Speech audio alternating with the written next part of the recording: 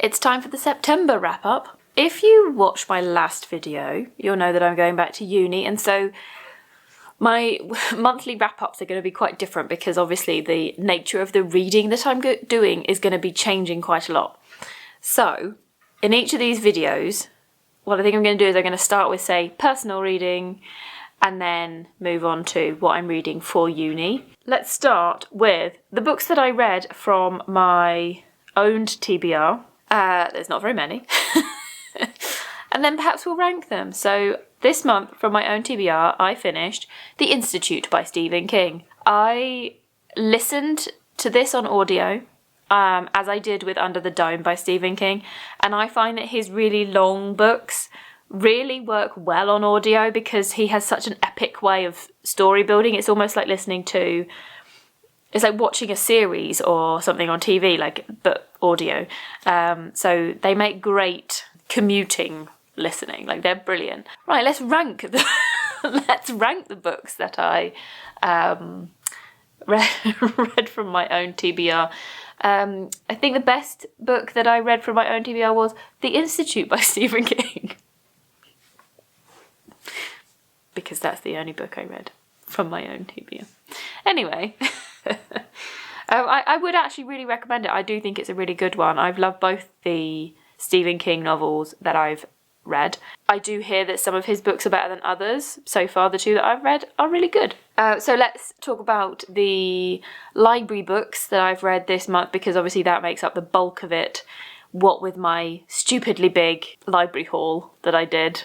And I'm still working through it. We've hit October and I'm still working through that enormous stack of library books. Although I will say some of these are ones that came in slightly after that initial video that I put up. But anyway, so we've got Eleanor Knows by Claudia Pinheiro, Normal People by Sally Rooney, Frankenstein by Jeanette Winterson, The Water Cure by Sophie McIntosh, Tripping Arcadia by Kit Mayquist, The Lost Art of Thinking by Naomi Booth, Portrait of an Unknown Lady by Maria Gainza, and Sealed by Naomi Booth. So 8 library books. That's quite good, ticking off that many of those. Of that pile. Standout books from this list. I did really enjoy Normal People by Sally Rooney. I didn't think I'd enjoy that as much as I did. Frankenstein, absolutely loved that. That is one of the best books I think I've ever read.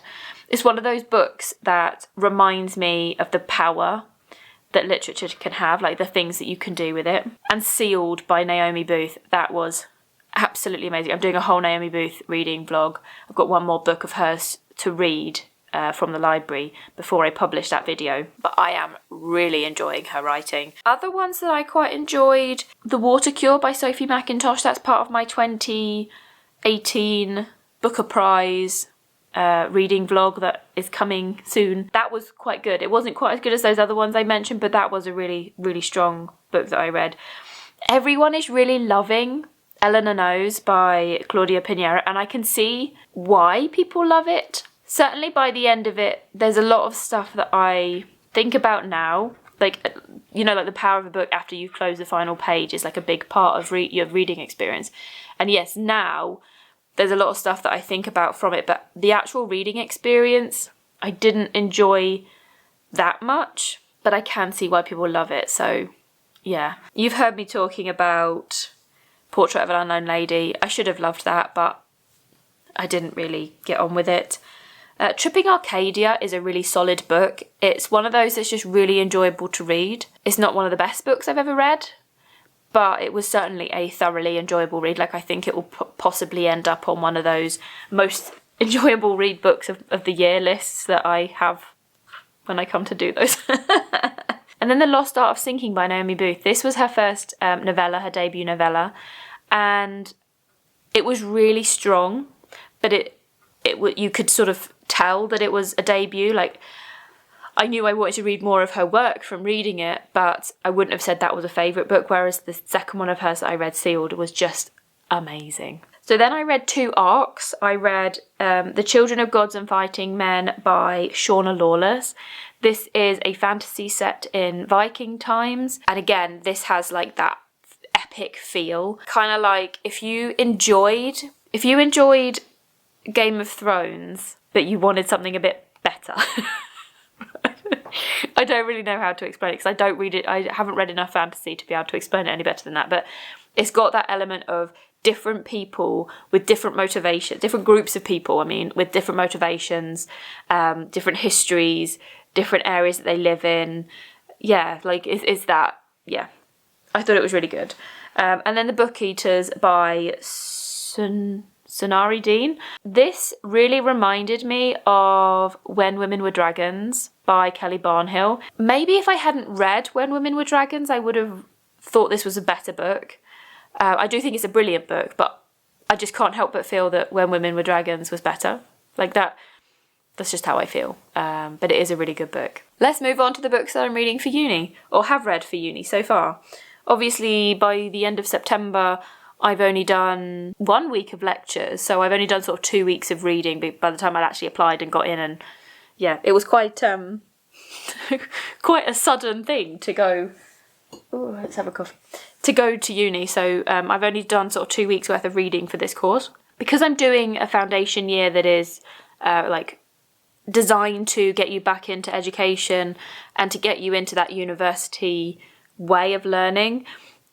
The modules that I'm studying this first term, at least for these first couple of weeks, are drawing on similar readings to try and help ease you, I suppose, into the amount of reading that you have to do for a university course. So I have the same reading set across the different modules. There'll then be different ways of using that reading for the different modules, different ways of interpreting it, and also different extra readings that we have to do based on the subject matter that we're pulling out of that initial reading.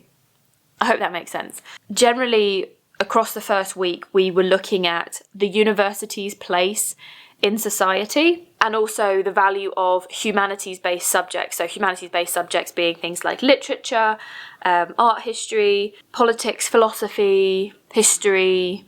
There's one called intercultural communication. So understanding how these more theoretical and more, let's say, mind-based subjects have a value in society when most people feel that things like medicine or more vocational courses have more of a value and therefore deserve more of, say, public funding. But the books that I've been reading for this, we had What Are Universities For by Stephen Collini. This I thought was hilarious when we were set it, but actually when you read it, it is, as basically everything I've just described about talking about the place of the university in society, what is it actually for, what do you gain from a university, about the different subjects within that and their place and their value, and how do we make those value judgments and things.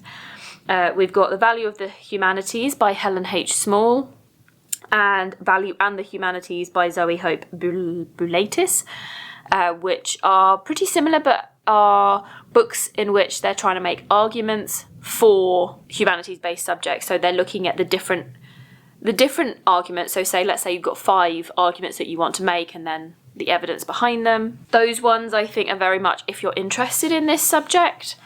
Whereas What Are Universities For by Stephen Collini, I think you could read just as a general reader, like for the general public. That's quite a readable book, whereas these last two, about the value of the humanities, I think is very much if you're interested in education systems and things like that. Then we've got Speaking of Universities by Stephen Collini, so a second book by Stephen Collini. I didn't read very much of this, so I felt that What Are Universities For, when I was reading them, I got a lot more out of than the readings that we did from Speaking of Universities. Not really much to say on that one.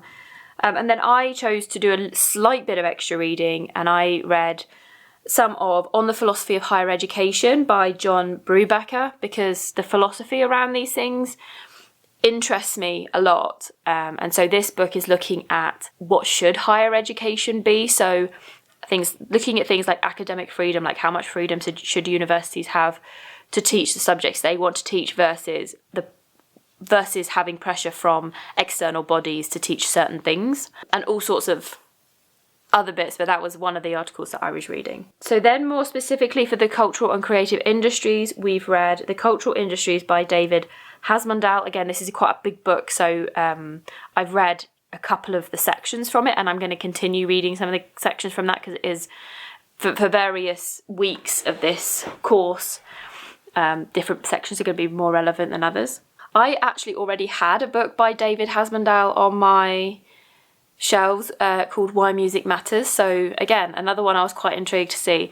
And I know after the reading week that's in October, we're going to move into things more specific. So there's a couple of weeks on sound and music. So I'm going to be interested to read his book during that section. And then finally, for key concepts, we've been reading some sections from Teaching Critical Thinking by Bell Hooks. We had quite a few Bell Hooks readings actually, and I've never read any of her work before, but what an interesting person, and I would really love to read her biography because she grew up during the sort of desegregation period in America. She attended some quite radical schools that were desegregated, as well as segregated schools, and then she talks about her experience of moving from one to the other. Just really fascinating. And some of the readings that I'm doing right now, that I'll obviously talk about in my next wrap up, are sort of building on that and getting even more interesting. So really excited about where this is going. Do I have a favourite book from this month overall?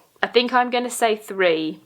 I'm going to say Sealed by Naomi Booth, Frankenstein by Jeanette Winterson, and Normal People by Sally Rooney. I think those are my standout books from this month. I don't feel that I read anything that was massively disappointing. I think the worst one I could say would be Portrait of an Unknown Lady by Maria Gaynor, but even that was still a good book. It's just I didn't personally get on with it. So yeah, I'm saying I'm having a really amazing reading year. I'm not getting very many like 1 and 2 star reads. I think I'm reading some really high quality stuff. So see you next time.